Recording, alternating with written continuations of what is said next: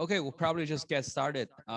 Welcome everyone for the first RIOS open source hardware IP and the licensing policy workshop. So today we're going to spend one day, full day, just discussing the legal issues and all the issues in the open source community. Okay, so first of all, for those who are not really familiar with RIOS, let me briefly introduce who we are. So RIOS is really an open source nonprofit organizations founded late 2019. So we're a nonprofit organization based in Shenzhen. Is actually a joint venture by UC Berkeley and Tsinghua universities. So we're kind of our effort trying to develop the RISC-V open source ecosystem, trying to make the ecosystem world class, trying to make ecosystem be better.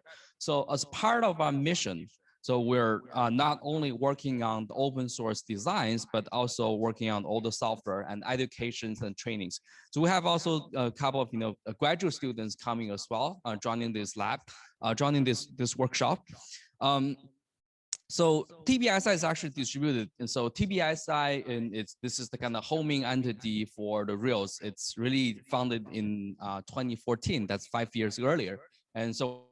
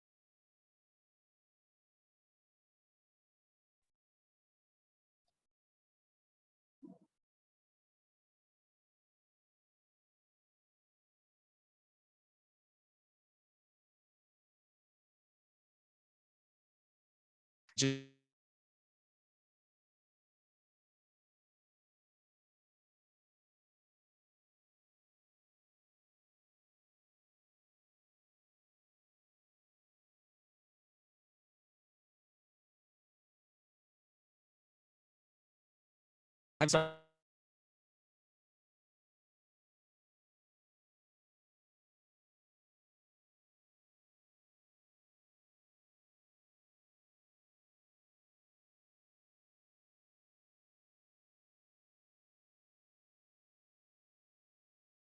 We start.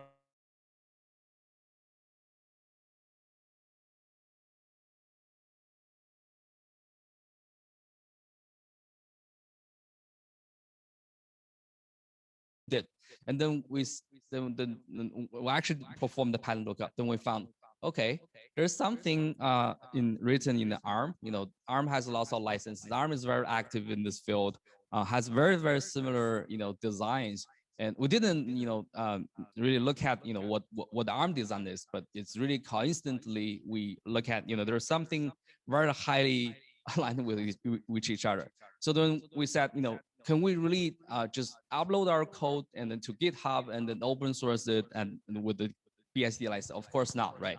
There must be some legal concern. Someone will look at your code, download your code, and point out there's some conflicts where in one of the patterns by ARM, or also there will be other potential issues, even like if there's no pattern trolls, so there's no other people, there's no existing patterns. There's still pattern trolls to look at your design, the file pattern, and then someone else and will provide somebody else to really helping or trying to use your design, right? So if you someone else register pattern based on the open source design, and there's still some issues, right? They prevent us like making this to be having more impact. So then we decided having a little bit more discussion with KWM. Also, our partner was Professor Zhang. So we decided, we also talk a lot of things, not just about the patents, but also there's licenses, under which license that could really cover the current open source software. So a lot of designs in the history, they're coming from the software world. So most of the licenses are actually very good for software. People have been, I would say this problem has been solved, but the problem once you start looking at the hardware side, this is relatively new, right? Especially given there are lots of business coming around this time around, they're centered around like the open hardware. So open source software historically has been quite successful and has really empowered the whole industry for almost a decade, right? So we have the internet companies all based on open source technology.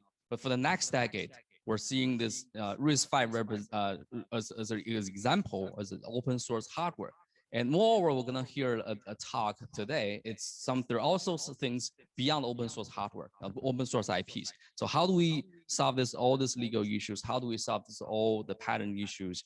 And do we also encourage healthy computations, business computations under the world of the open source hardware, right? So this is kind of why we're having this workshop. And so we decide, okay, let's have some discussions first, and with all the experts around the world, this has to be a problem faced by pretty much lots of people, especially for those has been solved in software world, right? And there has to be some experience we can borrow. All right, next slide. So so today the agenda will be really full. So I really encourage every speakers pay attention to your time. So we have so as a beginning, because since this is really diverse background, local and also diverse background, pretty much in the whole community. There are people have engineer background, but there are lots of people coming from legal background as well. In the very beginning, because we're probably there's a short video from Callista, our CEO of the RISC-V International, which basically trying to tell what is the RISC-V, right? What is the current open source model, and what are the current development? Just give a brief update on what's the current status.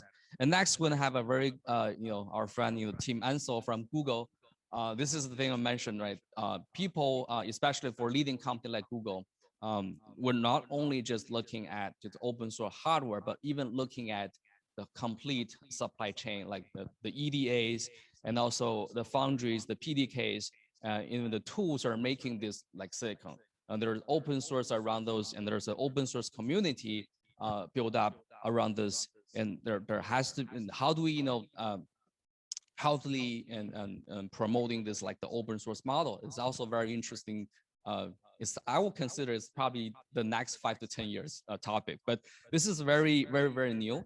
But also give everyone's a perspective, what when our legal, what our lawyers will be facing in the next 5 to 10 years. And the next one, we're very honored to to invite Rick O'Connor. He's a founder and CEO of the Open Hardware Group. So Rick was a former CEO for RISC-V Internet RISC-V Foundation. He actually founded the RISC-V International RISC-V Foundation really 2015, and around sometime around 2015. And then I think currently he's leading the Open Hardware Group. This is the very leading open source hardware organizations. It's associated with Eclipse Foundation. So basically, they're kind of doing lots of open source processor, open source IP promotions. And Rick also invented something called solar patent, a hardware licensing patent. And Rick has a very lots of experience on promoting and promoting this legal IP, open source IPs. So Rick will talk about this his experience and also the new hardware license. And after that, we're gonna have this very interesting panel from Open Silicon and also from another people from Google, Johan, and also there be some a professor from Shenzhen SASTAC University, and also led by our Dr. Wang from RIOS Lab. So we're going to talk about the open silicon and also the open hardware and also the recent development in the hardware community. So lots of people in the morning session, they have a very good technical background. And also they have very experienced in doing the open source promotions in history. So this is pretty much what we're done in the morning. So after the lunch, we're going to have our expert, Professor Zhang. Professor Zhang is also a leading expert in kind of legal and IP community in China and also around the world. Professor Zhang has been doing a very leading research on how the new licensing technology or the new new license, I would say it's not technology, but it's kind of on the legal side. So Professor Zhang is trying to combine the software and hardware and the data. So it's not just the hardware itself. Professor Zhang is kind of having some ideas how to combine, how to have a license pattern for open source community covering both software, hardware, and also data all together. And also we have this Cecilia Low, our partner, senior partner from KWM. She'll be talking about the industry rules and norms managing the open source IP. That's is relatively new talk, and I don't know too much about the details, but she will talk about more about it. So next we're gonna have the CEO of Open Invention Network. I want to mention Open Invention Network a little bit. So that's kind of like the open litigation protection or litigation defense organization. Really initiated from the IBM in the very beginning, the era where everybody is kind of fighting against Microsoft. Microsoft was the incumbent, was the company just to around all the legal and IP issues back then. So and then all other company funders like the organizations and trying to stay together and trying to do litigation protection.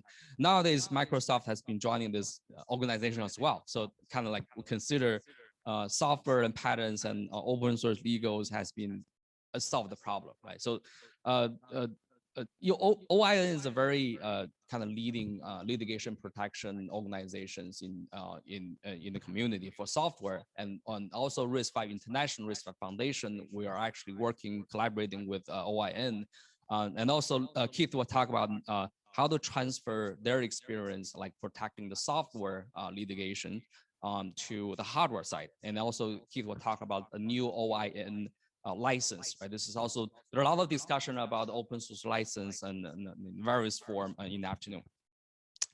And next, we're going to have a senior legal officer at TikTok, where TikTok, everybody probably knows they're a very #1 app on your app store these days. And so they have lots of using lots of open source technologies, and also there are lots of user created content. So we're going to have like TikTok joining us remotely, talking about their open source. Their open source license and also their open source policies and how to encourage a more healthy development in overall open source community. Specifically, also there will be like the content, how do you encourage content sharing, right? So this is gonna also very leading from a leading firm and also the leading topic, and also we're invite some speakers in Europe in really mid and late afternoon. So you will see pretty much most of the speakers in the morning, they're kind of from North America, and then in the afternoon will be lots of people wake up from from Europe. So Shane is actually a former member of, like, I think kind of like the founding member for Open Invention Network, even before Keith. And Shane also is a patent lawyer, and then he's kind of like working with Linux foundations most of the time, right? So now he's the manager of the Open Chain project. This is under Linux Foundation. Shane is also a seasoned, kind of considers a lawyer, IP lawyers. and he will talk about how to transfer their experience, from the software and to hardware, right? So this is kind of from OSS, open source software, to open source hardware. And next, we're going to talk about, some, for those who probably know, RIOS has been doing this legal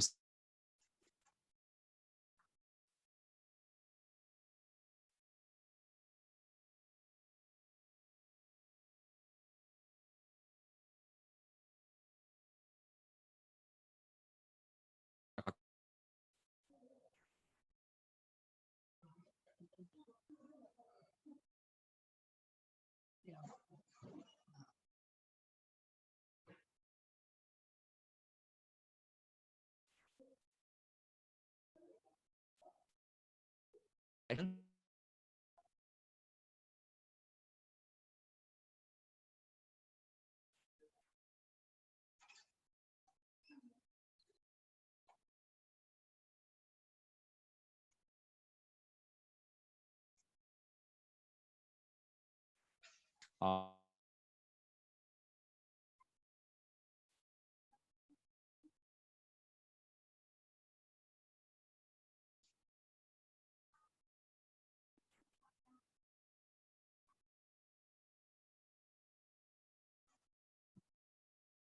this is